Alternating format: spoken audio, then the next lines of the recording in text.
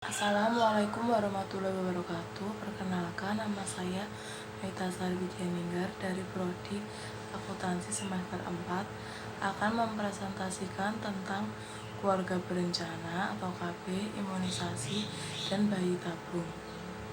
Yang pertama, saya akan membahas tentang keluarga berencana.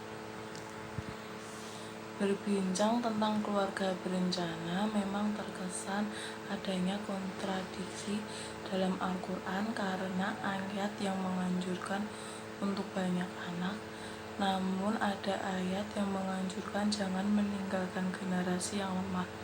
Surat An-Nisa ayat 9 yang artinya,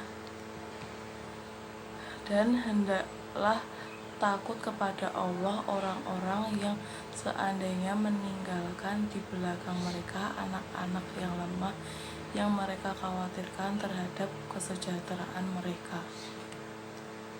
Dalam tafsir Ibnu Katsir diceritakan bahwa Ali bin Abu Thalhah meriwayatkan dari Ibnu Abbas bahwa ayat ini berkenaan dengan seorang lelaki yang sedang menjelang ajalnya, lalu terdengar oleh seorang laki-laki dia mengucapkan suatu wasiat yang menimbulkan mudarat terhadap ahli warisnya, maka Allah SWT memerintahkan kepada seorang yang mendengar wasiat tersebut hendaknya ia bertakwa kepada Allah dan membimbing si sakit serta meluruskannya ke jalan yang benar.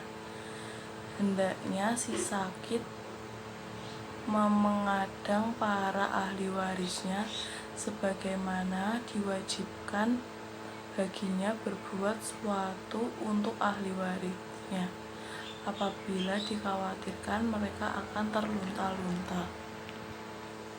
Dalam wacana fikih Islam kontemporer dikenal dua istilah, yaitu tahdidun nasl yang artinya pembatasan kelahiran dan tazdidun nasl yang berarti pengatur kelahiran. Menurut jumhur ulama, tahdidun nasl tidak dibenarkan karena menyalahi fitrah dari reproduksi manusia, sedangkan tahdidun nasl tidak dilarang dalam Islam karena merupakan ikhtiar untuk mengatur merencanakan keluarga. Ini berarti ada perencanaan anak lahir yang disambut dengan rasa syukur. Keluarga yang berkualitas juga sejalan dengan tuntunan Islam yang dikenal dengan keluarga sakinah. Sesuai ayat Al-Quran surat Ar-Rum ayat ke-21 yang artinya, dan di antara tanda-tanda kekuasaannya ialah ia yang menciptakan istri-istri dari sejenismu sendiri supaya kamu cenderung dan merasa tentram kepadanya, dan dijadikannya di antaramu rasa kasih sayang.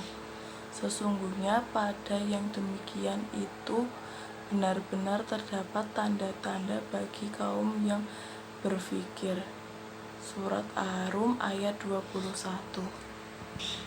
Keputusan Tajrid Muhammadiyah tahun 1968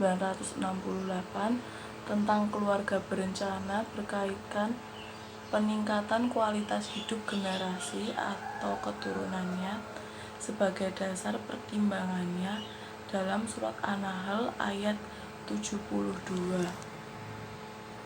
yang artinya, Allah menjadikan bagi kamu istri-istri dari sejenis kamu sendiri dan menjadikan bagimu istri-istri kamu itu anak-anak dan cucu-cucu dan memberimu rizki dari yang baik-baik.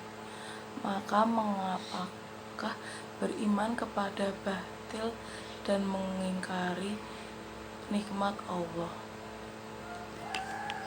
Selain dari ayat Al-Quran juga ada pengarangan tentang tidak dianjurkan umat Islam meninggalkan anak keturunannya yang lemah yakni pada surat An-Nisa ayat 9, yang artinya hendaklah mereka takut jangan sampai meninggalkan anak mereka keturunan yang lemah di belakang, dikhawatirkan mereka akan sengsara.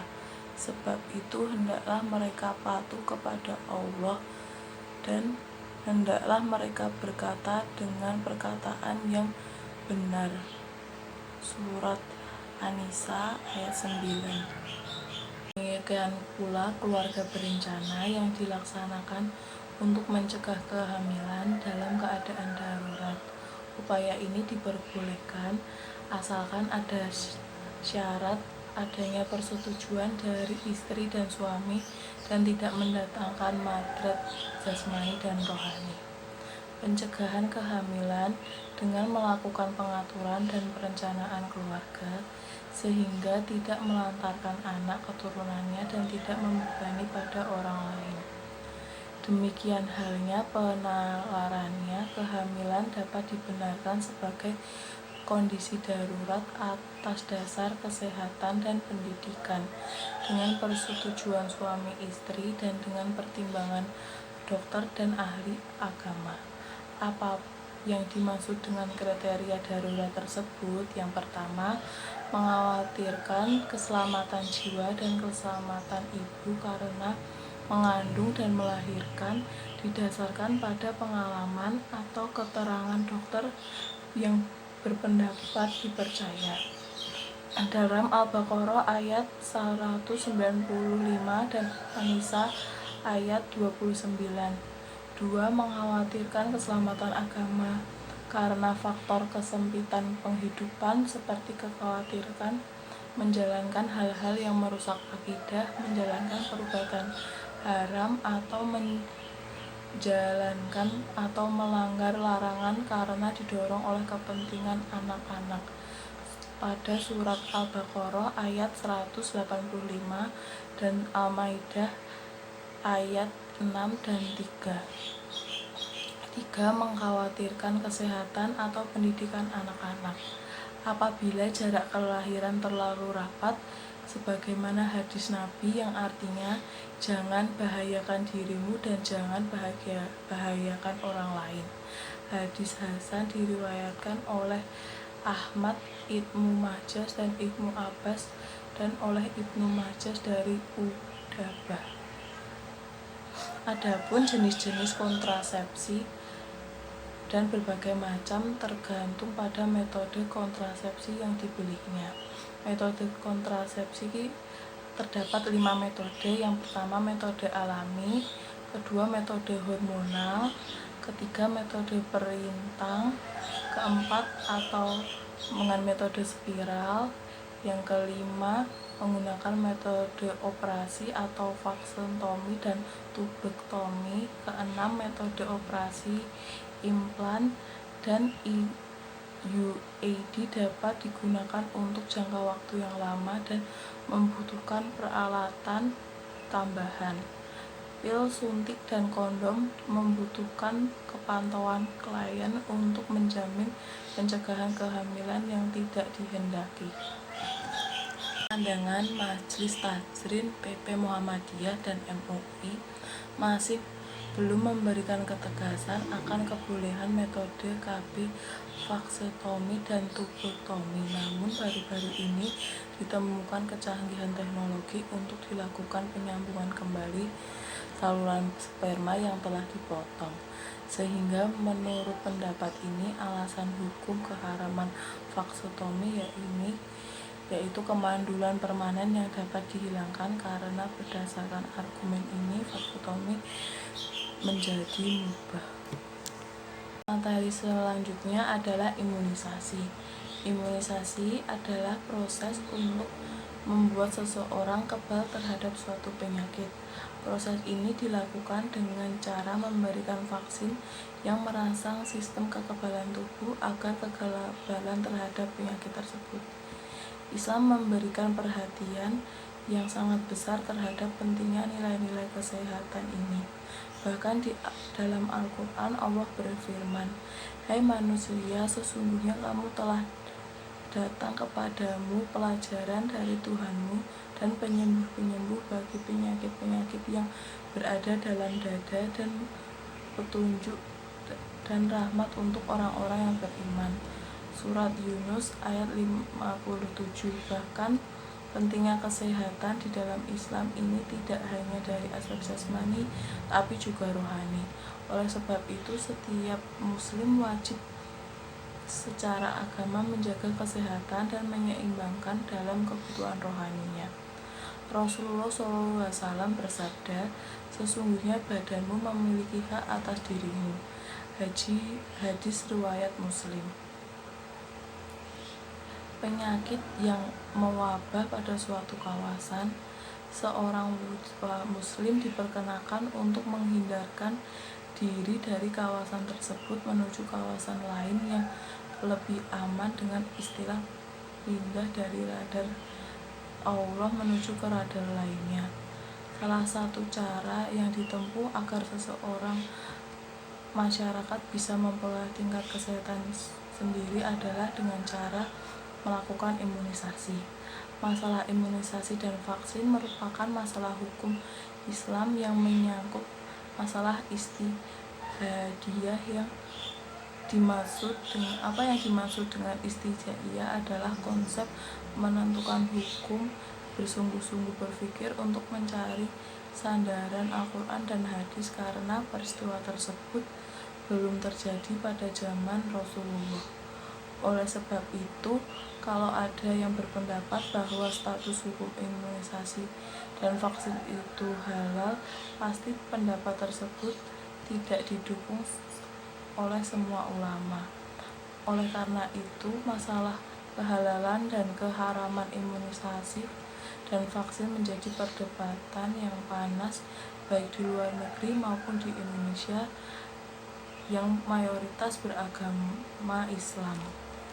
Terkait dengan cara memberikan vaksin dan imunisasi, para ulama telah sepakat bahwa pemberian imunisasi, baik yang diberikan dengan cara disuntik ataupun pil, maka cara tersebut hukumnya adalah wajib, boleh ataupun halal selama dilakukan oleh orang-orang yang mempunyai keahlian dalam bidang tersebut.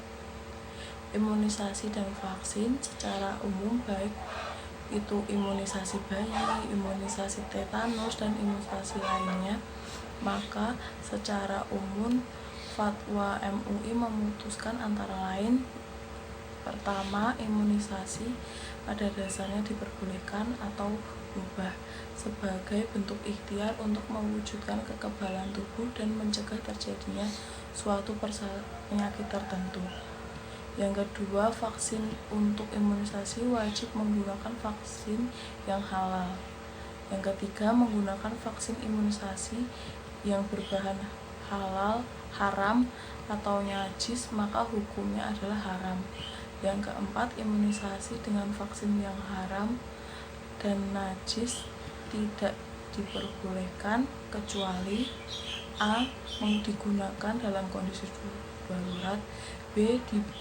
belum ditemukan bahan vaksin yang halal dan suci, C. adanya keterangan tenaga medis yang berkompeten dan dipercaya bahwa tidak ada vaksin yang halal.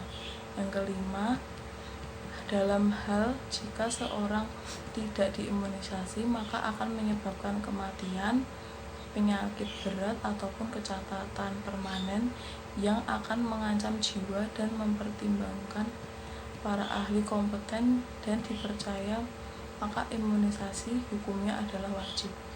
Yang keenam, imunisasi tidak diperbolehkan dilakukan jika berdasarkan pertimbangan ahli yang kompeten dan dipercaya menimbulkan dampak yang membahayakan. Hal tersebut juga telah hampir sama dengan fatwa. Yang terakhir adalah bayi tabung. Bayi tabung merupakan salah satu cara yang dilakukan oleh dokter ahli kandungan untuk memenuhi keinginan suami istri untuk memperoleh anak, karena dalam persetubuhan mereka tidak dapat mempertemukan sperma dengan ovum dalam rahim istri, padahal sperma suami dan ovum istri dalam keadaan sehat. Artinya kandungan dapat menghasilkan buah jika dapat dipertemukan. Oleh karena itu, dokter ahli kandungan melakukan sistem bayi tabung. Bayi tabung atau pembuahan in vitro adalah sebuah teknik pembuahan di mana sel telur dibuahi di luar tubuh wanita. Bayi tabung adalah salah satu metode untuk mengatasi masalah kesuburan ketika metode lainnya tidak berhasil. Prosesnya terdiri dari pengendalian proses ovulasi secara hormonal, memindahkan sel telur dari ovarium, dan pembuahan oleh sperma dalam sebuah medium cair. Proses dokter mengambil sperma suami dan ovum istri, kemudian dipertemukan dalam sebuah kapsul atau tabung, lalu dimasukkan ke dalam rahim istri. Maka terjadilah pembuluhan. Istri hamil dan kemudian melahirkan. Menurut Majelis Tajrin, proses yang demikian dapat dibenarkan oleh agama Islam karena sperma suami diletakkan dalam rahim istri yang dikawini dengan akad yang sah berdasarkan hadis riwayat Ruwafi bin Tasbit An-Nashari. Ia berkata, aku pernah beserta Nabi SAW waktu perang Hunaya. Beliau berdiri berkhutbah di antara kami. Kalian atau beliau berkata, boleh bagi orang yang beriman kepada Allah hari akhir menyiramkan air mani ke ladang orang lain. Hadis riwayat Ahmad. Dari hadis di atas dapat difahami bahwa air mani seorang laki-laki hanya boleh diletakkan pada farjah istrinya dan dilarang diletakkan atau ditumpahkan ke farjah yang bukan istrinya yang tidak melakukan akad nikah yang sah dengannya. Allah SAW bersabda yang artinya, bagaimana kamu mengambilnya kembali padahal sebagian kamu telah bergaul dengan yang lain sebagai suami istri, dan mereka atau istri-istrimu telah mengambil dari kamu perjanjian yang kuat. Surat An-Nisa ayat 21. Yang dimaksud dengan tikhar atau firasya ialah suami istri yang telah berkaitan dengan akad nikah yang sah, dan anak yang dilahirkan dari suami istri yang telah terikat dengan perkawinan sah ini diharapkan menjadi anak yang saleh yang akan menjadi sumber pahala bagi orang tuanya walaupun kedua orang tuanya telah meninggal dunia. Terima kasih, kurang lebihnya mohon maaf. Assalamualaikum warahmatullahi wabarakatuh.